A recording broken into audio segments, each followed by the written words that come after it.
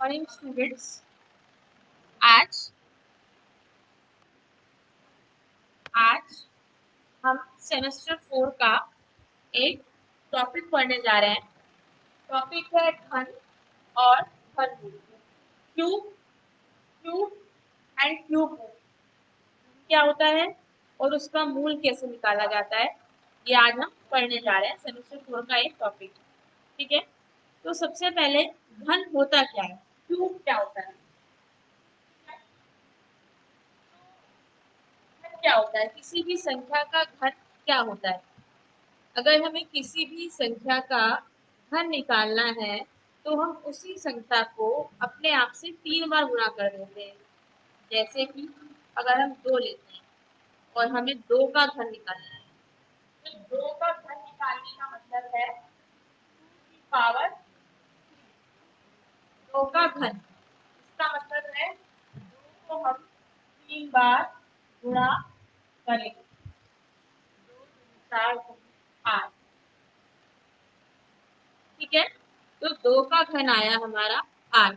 इसी तरीके से हमें किसी भी संख्या का अगर घन निकालना है, सपोज हमें 5 का घन निकालना है या 3 का घन निकालना है,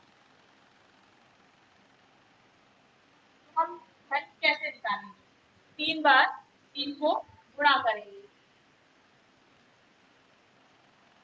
3 3 9, 27 आए।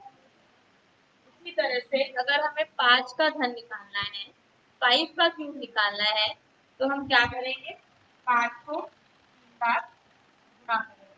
5 का घन आएगा 125। इस तरह से अगर कोई भी संख्या दी हुई है और हमसे कहा जा रहा है कि इसका घन निकालिए, इसका क्यूब निकालिए, तो हम क्या करेंगे कि उसी संख्या को 3 बार मल्टीप्लाई कर देंगे अपने आप। हमें जो भी संख्या प्राप्त होगी वो दी हुई संख्या का घन होगी। जो भी नंबर मिलेगा वो दी हुए नंबर का क्यूब होगा, ठीक है। तो इस तरह से हम किसी भी दी हुई संख्या का घन निकालते हैं, क्यूब निकालते हैं, ठीक है। तो ये तो हमारा हो गया घन, बेसिक शुरुआत है हमारी, घन क्या होता है। उसके बाद जैसे हमने वर्ग में पढ़ा था वर्ग पूर्ण संख्या, वैसे ही यहाँ पर भी हमारा है घन पूर्ण संख्या। तो घन पूर्ण संख्या होती क्या है, ठीक है। घन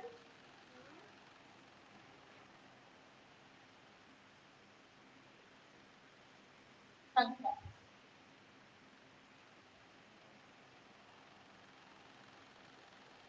घन पूर्ण संख्या क्या होती है, कोई भी संख्या जो किसी संख्या का घन है, कोई भी संख्या जो किसी भी संख्या का घन है वो घन पूर्ण संख्या कहलाती है। जैसे कि क्या, जैसे कि हमारा जो है वो है हमारा 2 का घन है 8। एक 1 का क्यूब 1, 2 का 8, 3 का 27, 4 का 64, ठीक, 5 का 125, 6 का 216, 7 का 343। इस तरीके से संख्याओं के क्या होते हैं, 8 का 512, 9 का 729, 10 का 1000। इस तरह से क्या होता है, दी हुई संख्याओं के घन होते हैं, ठीक। तो ये जो संख्याएं हैं हमारी 1, 8, 27, 64, 125, 216, ठीक है, 1000, ये जो संख्याएं होती हैं ये हमारी क्या कहलाती है, घन पूर्ण संख्या कहलाती हैं, घन पूर्ण संख्याएं कहलाती हैं। तो ऐसी संख्याएं जो किसी भी दी हुई संख्या की घन होती हैं वो घन पूर्ण संख्याएं कहलाती हैं। मतलब इंग्लिश में बोलेंगे परफेक्ट क्यूब, इंग्लिश में बोलते हैं परफेक्ट क्यूब। मतलब जो परफेक्ट क्यूब बना रही है हमारी, जो किसी नंबर का क्यूब है, वो संख्याएं हमारी क्या होती है, परफेक्ट क्यूब कहलाती है, या हिंदी में बोलते हैं घन पूर्ण संख्या कहलाती है, ठीक है। तो हमने 2 चीजें पढ़ी, एक हमने घन पढ़ा कि घन होता क्या है, क्या परिभाषा है घन की, और किसी संख्या का अगर हमें घन निकालना है तो हम कैसे निकालते हैं। और दूसरा हमने जो पढ़ा है वो क्या पढ़ा है, हमने घन पूर्ण संख्या पढ़ी है कि एक घन पूर्ण संख्या हमारी क्या होती है। ठीक है, इसके बाद हम ये पढ़ने जा रहे हैं कि अगर कोई परिमेय संख्या है तो उसका हम घन कैसे निकालेंगे। उसका घन निकालना भी बहुत आसान है, एक उदाहरण के लिए पढ़ लेते हैं। -5/9 का हमें घन निकालना है। -5/9 का घन निकालना है, तो इसका घन निकालने के लिए क्या करेंगे, -5 का घन निकालेंगे, आप नीचे 9 का घन निकालेंगे। ठीक, तो माइनस है, माइनस की पावर 3, मतलब minus into minus into minus, तो माइनस इंटू माइनस प्लस हो जाएगा और एक माइनस बचेगा। ठीक, तो यहाँ पे एक तो माइनस आया। 5 को 3 बार गुणा करेंगे, 5 × 5 × 5, यानी कि 5 का घन, जो कि होता है 125। इस तरीके से 9 को 3 बार गुणा करेंगे, 9 का घन होता है 729। 9 × 9 × 9।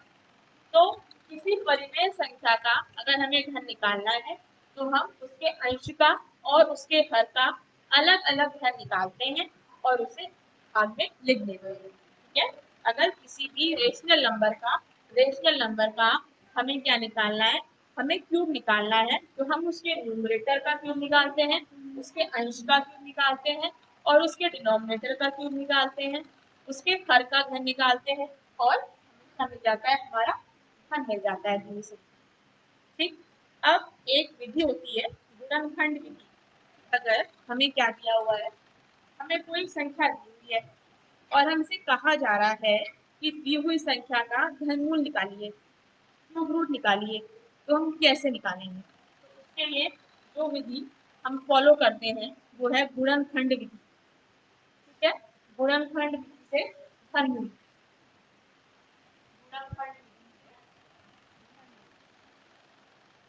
लेकिन सबसे पहले घनमूल होता क्या है ये जानना भी बहुत जरूरी है। घनमूल यानी क्यूब रूट। जब हम स्क्वायर रूट पढ़ते हैं तो हम ऐसा साइन लगाते हैं, ये स्क्वायर रूट का सिंबल है। इसलिए अगर हम यहाँ 3 लिख दें तो ये हमारा क्या हो जाएगा, क्यूब रूट का सिंबल हो जाएगा, क्यूब रूट का घनमूल का संकेतांक हो जाएगा। ठीक है, इसे हम ऐसे भी लिखते हैं, संख्या की पावर 1/, ये भी घनमूल है, घनमूल का संकेतांक। संख्या का हमें घनमूल निकालना होगा, वो हम अंदर लिखेंगे यहाँ। ठीक, तो ये हम निकालेंगे घनमूल। घनमूल कैसे निकालते हैं, जो घन है उसका अपोजिट जो होता है वो घनमूल है। जैसे कि हम निकालते हैं, किस विधि से निकालते हैं, गुणनखंड विधि से।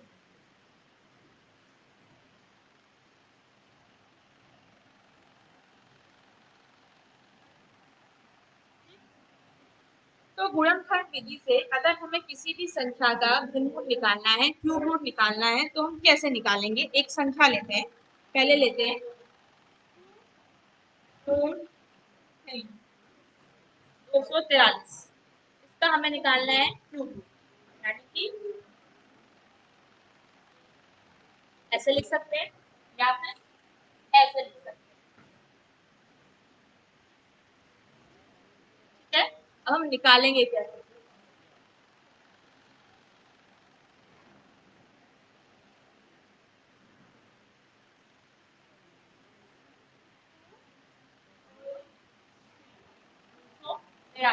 2 से नहीं जाएगा, ठीक, 4 3 7 8 9, 3 से जाएगा, ये का 3, फिर 3 से जाएगा। दो संख्याओं को जोड़ने पर अगर वो 3 से डिवाइड होती है, कोई भी संख्या दी हुई है और अगर हमें पता लगाना है कि हमारी जो दी हुई संख्या है वो 3 से डिविजिबल है कि नहीं है, तो उसका तरीका ये होता है कि जो भी संख्या हमें दी हुई हो, जो भी नंबर हमें दिया हुआ हो, उसके डिजिट्स को हम ऐड करते हैं, उसके जो भी संख्याएं हैं उनको हम जोड़ते हैं। अगर उन्हें जोड़ने पर जो संख्या प्राप्त होती है वो 3 से डिवाइड हो रही है, वो 3 से भाग हो पा रही है, तो ये नंबर भी 3 से भाग हो जाएगा, वो दिया हुआ नंबर भी 3 से भाग हो जाएगा। ये नियम 3 के लिए भी है और ये नियम 9 से भाग करने पर भी होता है कि अगर कोई नंबर दिया है और बड़ा नंबर है, बड़ी संख्या है और हमें ये पता लगाना है कि ये 9 से डिविजिबल है या नहीं है, 9 से भाग हो पा रही है नहीं हो पा रही है, तो चाहे 5 संख्या की का नंबर हो या 10 संख्या का नंबर हो, संख्याएं जोड़ लो और जोड़ के देखो कि क्या वो 9 की टेबल में आ रहा है, 9 से डिवाइड हो रहा है। अगर हो रहा है तो वो नंबर भी 9 से डिवाइड हो जाएगा, पूर्ण डिवाइड होगा, मतलब रिमाइंडर 0 होगा, जो शेष फल होगा वो शून्य आएगा। तो यहाँ पर भी 3 से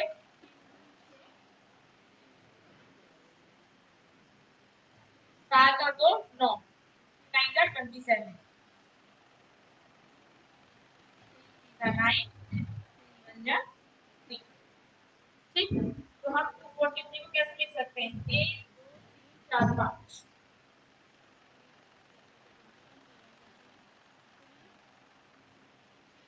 यहाँ पे हमारा क्या आ रहा है, 3 गुणा 3 गुणा 3। अब यहाँ पे आप ध्यान दीजिए, क्योंकि हम क्यूब रूट निकाल रहे हैं, हम क्या निकाल रहे हैं, घनमूल निकाल रहे हैं। जब हम वर्गमूल निकाल रहे थे तो हम 2 का जोड़ा बना रहे थे। अब हम क्योंकि घनमूल निकाल रहे हैं तो सारा काम हमारा 3 पे होगा, हम 3 का जोड़ा बनाएंगे, त्रिक बनाएंगे। तो 3 अगर एक साथ में, तो ये एक जोड़ा 3 का बन रहा है। अगर दूसरे 3 का एक जोड़ा नहीं बन पा रहा है, इसका मतलब 243 जो है, 243 जो है, वो किसी भी संख्या का घन नहीं है। ठीक है, घन नहीं है। तो 243 जो है वो हमारा क्या है, एक घन पूर्ण संख्या नहीं है, परफेक्ट क्यूब नहीं है। ठीक है, अब हम इसके आगे पढ़ेंगे, कोई और संख्या लेते हैं जो एक घन पूर्ण संख्या हो। देखते हैं इसी विधि से, गुणनखंड विधि से हम उसका घनमूल कैसे निकालेंगे। संख्या संख्या ले लेते हैं, क्या संख्या लेंगे हम, संख्या लेते हैं 1 7 2 8, 1728। ठीक है, अब इसका हम निकालते हैं गुणनखंड विधि से घनमूल। ठीक, क्या निकालने जा रहे हैं, क्यूब रूट। 2 से जाएगा, यहाँ पे 8 है। जब भी पहले प्लेस पर, फर्स्ट पहले जगह पर क्या होता है, इस जगह पर कोई भी इवन नंबर होता है। इवन नंबर यानी कि जो 2 से भाग देने वाली संख्या होती है, तो वो पूरा संख्या जो होती है वो 2 से भाग हो जाता है, 2 से डिविजिबल होता है। ठीक, फिर 2 से जाएगा, ये हो गया 8, फिर 2 से जाएगा ये 4, 6 7 8 9, 3 से जाएगा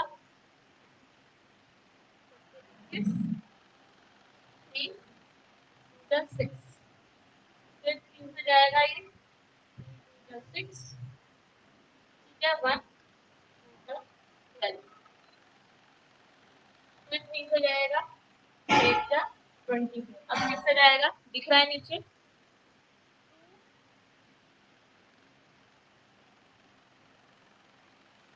4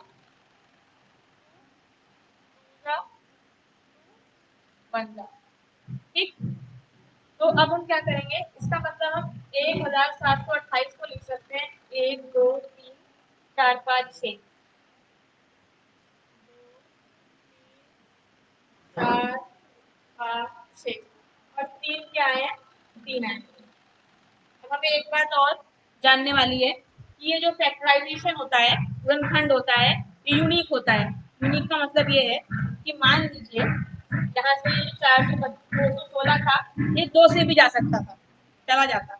अगर हम इसे 3 से भी जा सकता था तो कोई फर्क नहीं पड़ेगा, हम चाहे 2 से बाद में भाग दें या 3 से पहले दें, अगर उसके गुणनखंड में 2 आना है तो आएगा ही आएगा।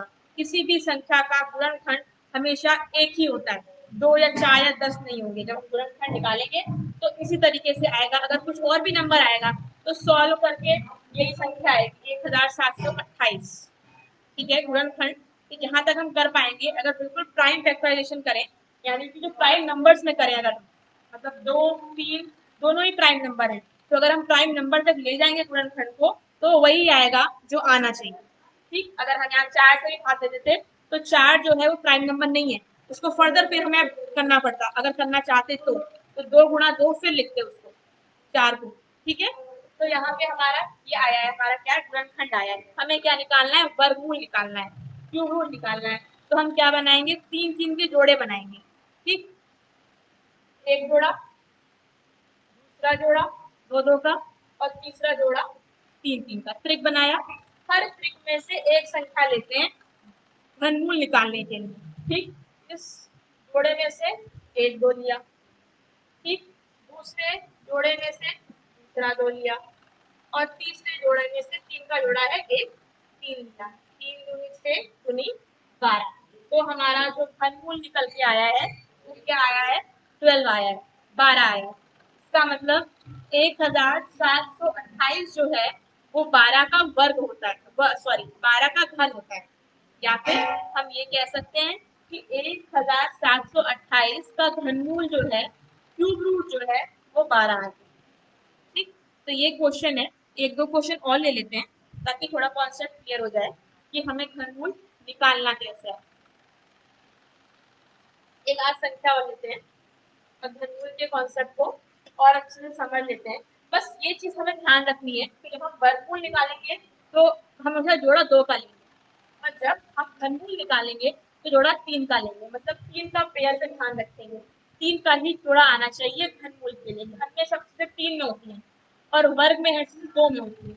ये बेसिक कॉन्सेप्ट है। ठीक, तो अब हम एक संख्या और लेते हैं, थोड़ी बड़ी संख्या लेते हैं इस बार। एक, पाँच, सात, चार, छः, चार। एक, पाँच, सात, चार, छः, चार। तो हमें क्या निकालना है? घनमूल निकालना है गुणनफल विधि से। डिवाइड करते हैं पहले। दो सत्ते 14, 8 जा 16,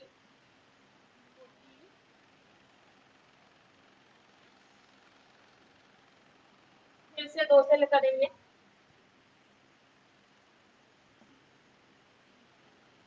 6, 9 जा 18, 9 जा 18, 6 जा 12, 6 जा, फिर से दो से करेंगे। 1 जा 2, 9 जा 18, 6 जा 12, 6 जा 12, 8 जा 16, 3 जा 6। अब हम चेक करेंगे क्या ये तीन से जा रहा है? 9 1 10 16, 16 16 और 3 19 27 जा रहा है। 3 से डिवाइड होगा। ठीक है, जब 3 से डिवाइड होगा तो क्या मिलेगा हमें? 3 6 18।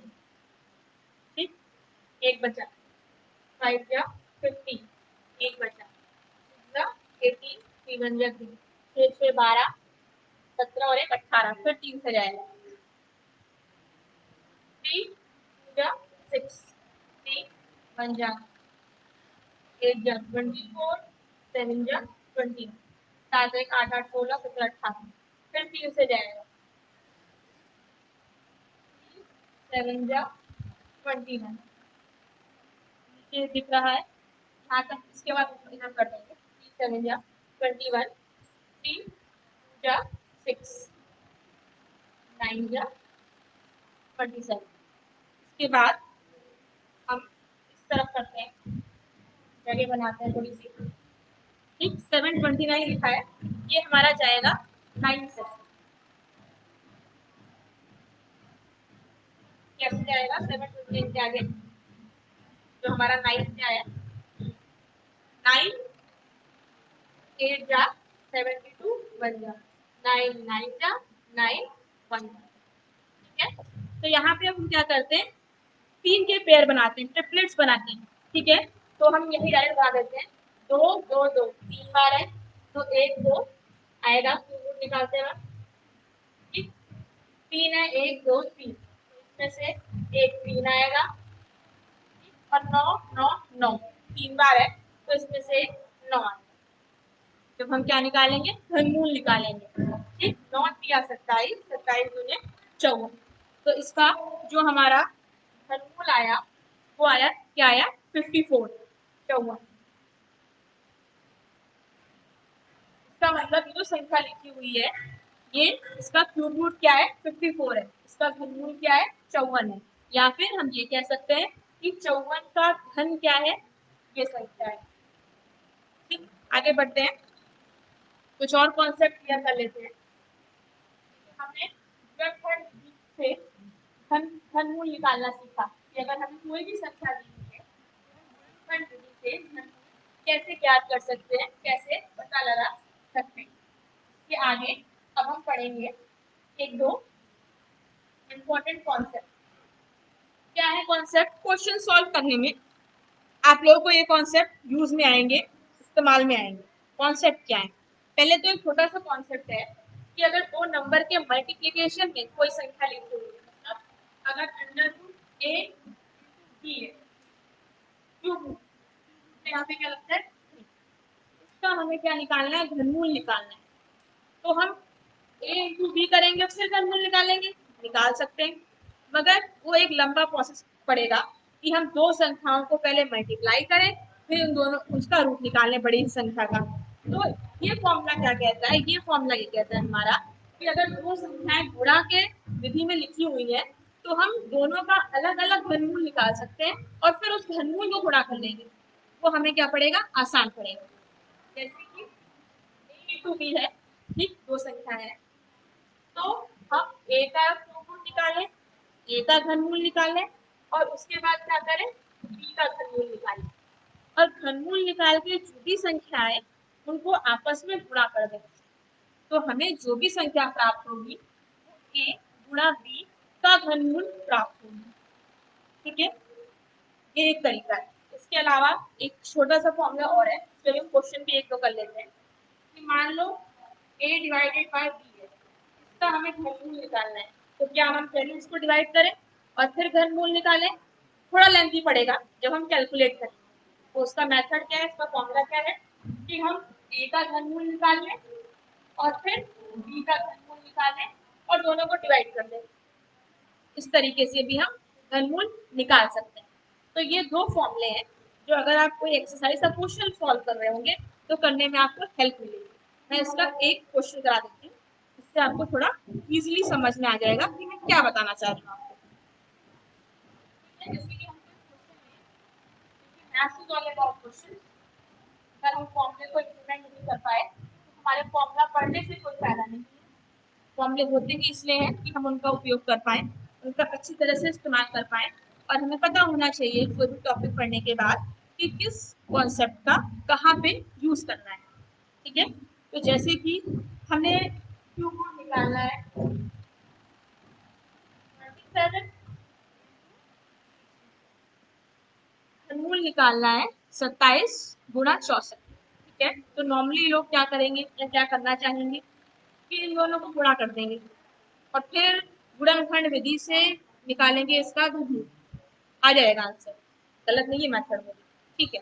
लेकिन अब हमें एक फॉर्मूला पता चल गया है कि हमें क्यूब रूट निकालना है ए इंटू बी। मैंने लिखा था पहले कि अगर हमें घनमूल निकालना है दो संख्याओं का, ए गुणा बी है, तो दोनों संख्याओं का अलग अलग घनमूल निकाल के हम गुणा कर सकते हैं, वो आसान पड़ेगा। 27 गुणा 64 अगर हमें निकालना है तो हम क्या करेंगे, घनमूल निकालेंगे 27 का, उसी फॉर्मूले की सहायता से, उसी सूत्र की सहायता से गुणा करेंगे इसके घनमूल से, 64 के घनमूल से। ठीक है, तो 27 का घनमूल हमारा क्या आएगा, हम जानते हैं 27 जो होता है वो 3 का घन होता है। तो 27 का घनमूल क्या होगा, 3 होता है 3, और 64 किसका घन होता है, 4 का, 4 4 जा 16, 4 जा 16, तो 64 का हमारा जो घनमूल है वो 4 होता है। आप निकाल भी सकते हैं गुणनखंड विधि से। अगर आपको नहीं भी पता है 1 से 10 तक के घन, आपको वैसे पता होने चाहिए 1 से 10 तक के, 1 से 15 तक के, आपकी अपनी समझ के हिसाब से 1 से 20 तक के भी अच्छी बात है। लेकिन अगर नहीं भी है आपके टिप पे तो कोई ऐसी बात नहीं है, आपको अभी अभी मैंने गुणनखंड विधि बताई है, उस विधि से, उस मेथड की हेल्प से आप बहुत आराम से किसी भी दिव्य संख्या का क्या निकाल सकते हैं, घनमूल निकाल सकते हैं। ठीक है, तो 3 गुणा 4 कितना आया, 12। ठीक, तो ये जो संख्या थी इसको मल्टीप्लाई करके जब हम घनमूल निकालते हैं तो यही संख्या आती 12। आप लोग चाहें तो खुद सॉल्व करके चेक भी कर सकते हैं। ये पहला सूत्र था।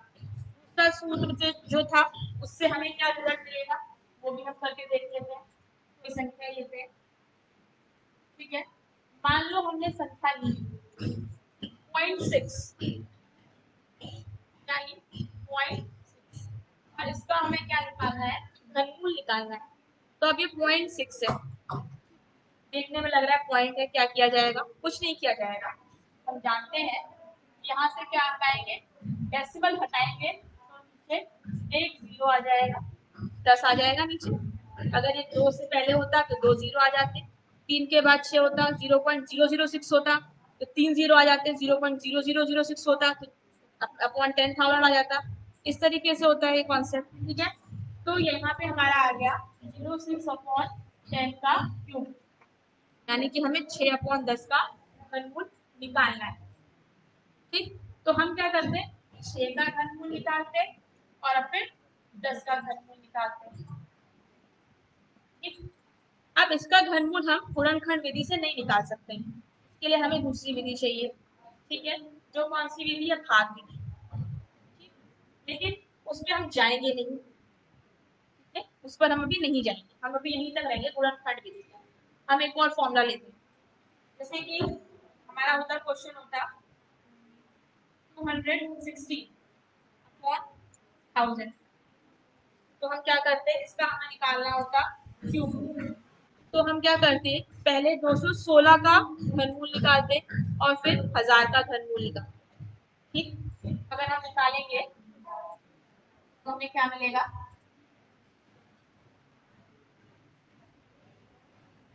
1000 का घनमूल आएगा 10 और 216 का 6, 6/10 इज 0.6। अब ऐसा नहीं है कि हम इसका घनमूल निकाल नहीं सकते, ऊपर वाले का निकाल सकते हैं, लेकिन वो एक अलग लेक्चर में आपको बताएंगे, ठीक है। तो अभी के लिए इतना काफी है कि अगर दो नंबर डिवीजन में लिखे हुए हैं तो गुणनखंड विधि की सहायता से हम किस तरह से उस दी हुई संख्या का घनमूल निकाल सकते हैं। तो ये एक बेसिक हो गया, या जो आपका टॉपिक जितना दिया हुआ है डीएलएड के सिलेबस में, उसके हिसाब से अगर कोई संख्या दी हुई है तो उसका घन कैसे निकालना है, कोई परिमेय संख्या दी हुई है तो उसका घन कैसे निकालना है, और अगर कोई दी हुई संख्या है तो क्या वो पूर्ण घन संख्या है तो कैसे चेक करेंगे। अगर वो 3 के ट्रिपलेट बना ली जाती है, उसमें कोई भी नंबर शेष नहीं है उसके फैक्टराइजेशन में, तो वो पूर्ण घन संख्या है, अदरवाइज नहीं है। एक ये क्वेश्चन बनता है, और तीसरा क्वेश्चन ये बनता है कि कोई संख्या दी हुई है हमें और उसका हमें क्या निकालना है, घनमूल निकालना है। तो जो 3 टॉपिक हैं आपके वो आज कवर हो गए इस लेक्चर में, ठीक है। अब आगे अगले टर्न पर हम इसके आगे पढ़ेंगे, ठीक है। आज के लिए इतना ही, थैंक यू।